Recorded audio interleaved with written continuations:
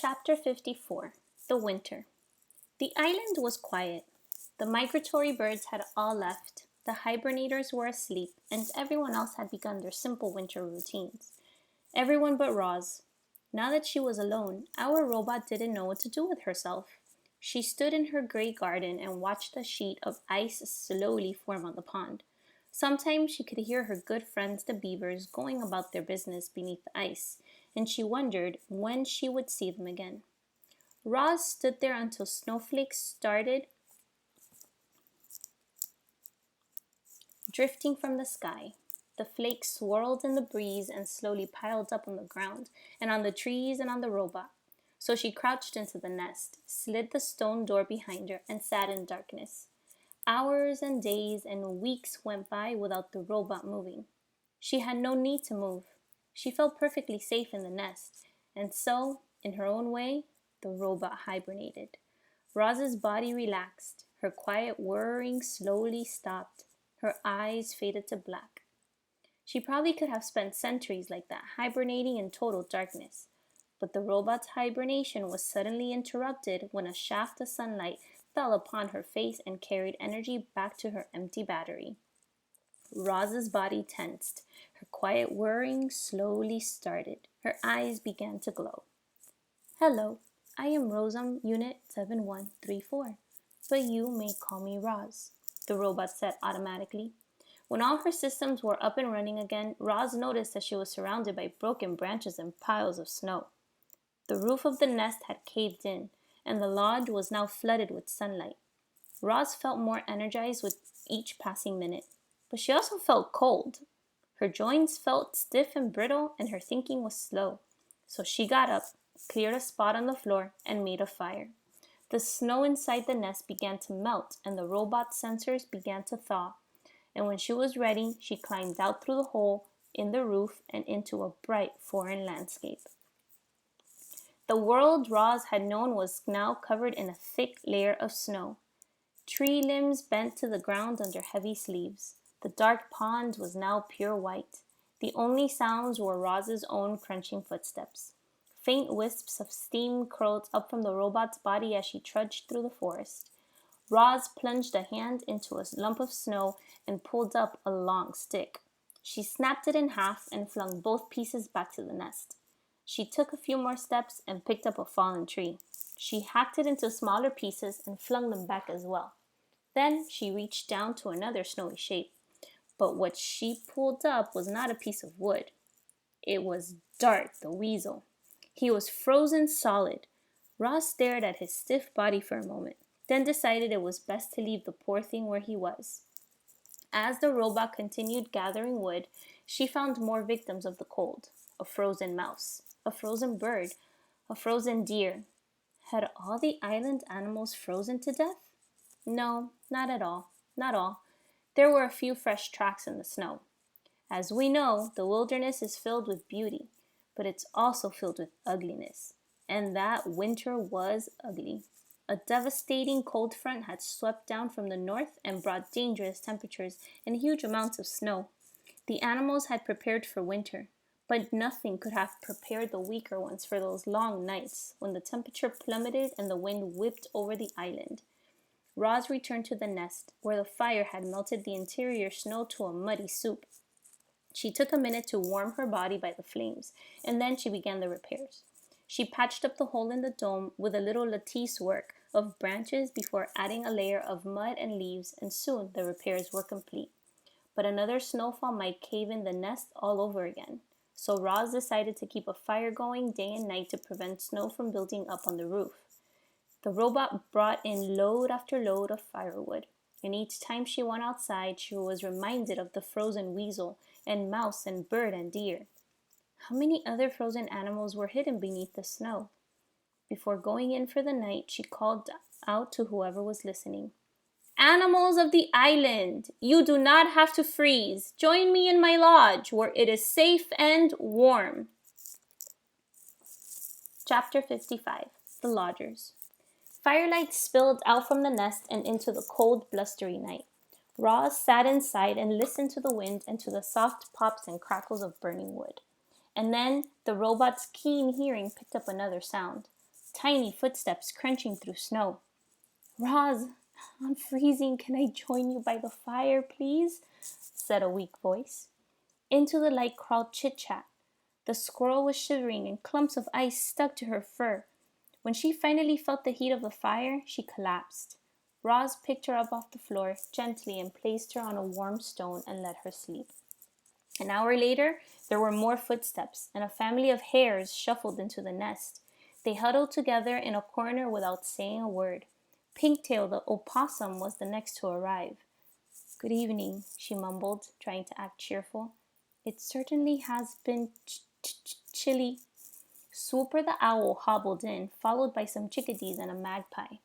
Fink knew a good thing when he saw it, and the fox lay down right by the fire. Then came Dig Down, the groundhog. The fuzzy bandits carried in an old turtle named Crag, who was in the worst shape of all. Creatures who should have been hibernating deep underground had been roused by that vicious weather. Only the healthiest animals with the warmest homes were safe. More and more weary animals appeared, and slowly the lodge filled up. This was the first time many of the lodgers had seen fire, and they gazed at it with a mixture of fear and hope. They could feel the fire's destructive power, but they could also feel its healing power as it warmed their bones. The lodgers seemed to push forward, eager to feel more warmth, and then pull back, afraid of feeling too much. It was important that the lodgers understood fire, so Roz showed them how to build one. She showed the smaller animals how to arrange the kindling, and she showed the bigger animals how to arrange the logs. Bumpkin, Lumpkin, and Rumpkin struck the firestones together, and everyone cheered when they finally managed a spark. As Roz looked around, she saw moles curling up beside an owl, a mouse snuggling between two weasels, hares nestling against a badger. Never before had the robots seen prey and predators so close and peaceful. But how long could the peace possibly last? "I propose a truce," said Roz, "like the dawn truce. Everyone must agree not to hunt or harm one another while in my lodge." "Very well," said Swooper, after consulting his carnivorous friends. "We hunters will control ourselves." "Then it is settled," said Roz. "My home is a safe place for all." One by one, the lodgers each fell into a deep sleep. Even the nocturnal creatures, usually wide awake at that hour, gave in to the coziness of the nest. The robot stood out of the way and quietly tended to the fire as her guests slept through the night. Only when daylight was streaming in through the door did the lodgers finally begin to stir. "You are all welcome to stay here as long as you like," said the robot as the animals rubbed sleep from their eyes. "My home is your home." "Thanks a lot, Roz." Fink carefully stepped over a hare and a woodpecker on his way to the door. "I don't think I would have survived another night on my own. It's just too bad we can't cram a few more creatures in here." And the fox slipped outside. The robot looked down at the fur and feathers that now carpeted the floor. The nest had been completely full that night. If any more animals showed up, they'd be left out in the cold. But Roz was not about to let that happen. Chapter 56. The New Lodges. The second lodge would have to be bigger than the first if it was going to fit Broadfoot the bull moose. He was a towering hulk of an animal and had a thick coat of fur. But even he was struggling with the frigid temperatures. Broadfoot lived on the other side of the pond, in a dense section of forest that was home to many animals, most of whom were in desperate need of a good thaw. The winter days were short, so there was no time to waste, and rather than walking all the way around the pond, Roz tested its frozen surface to see if it was safe to cross. She threw a heavy rock high in the air and watched it bounce off the hard ice.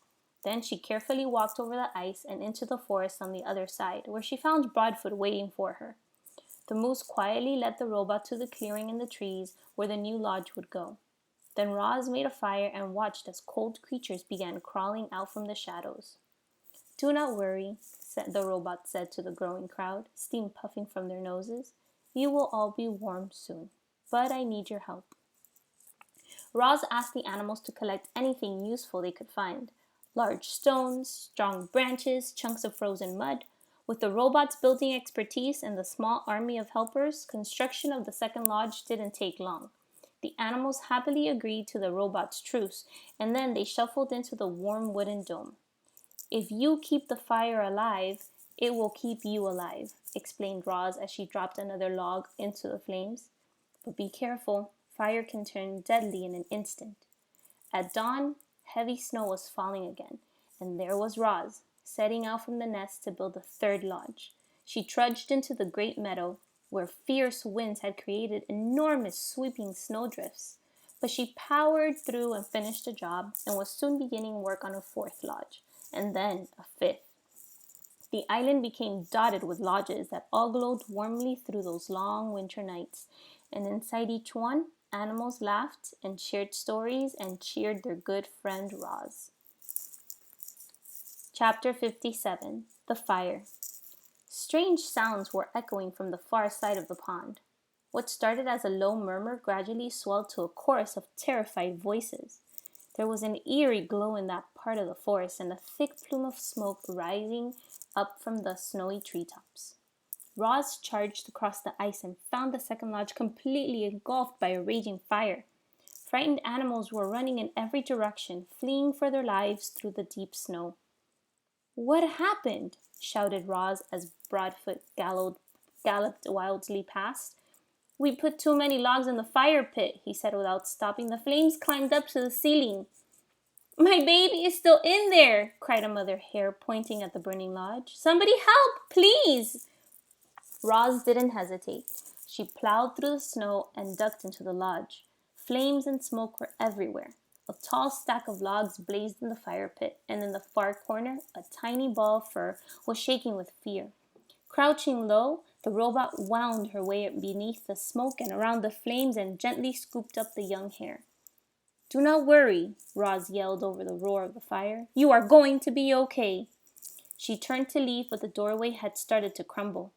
So she shielded the hare with her body and smashed right through the walls of the lodge. Sizzling pieces of wood went flying as the robot and the hare burst outside into the soft snow. "Oh, darling, you're all right," cried the mother hare, pulling her daughter close. "Thank you for saving my baby, Roz." Now that everyone was safely away, the robot turned her attention to putting out the fire. Her glowing eyes darted around as she computed a plan. Then, with all the strength in her legs, Roz launched herself high up into the snowy branches of the nearest pine tree. A moment later, the tree was shaking violently, and heaps of snow were sliding from its branches and pouring onto the flames like an avalanche.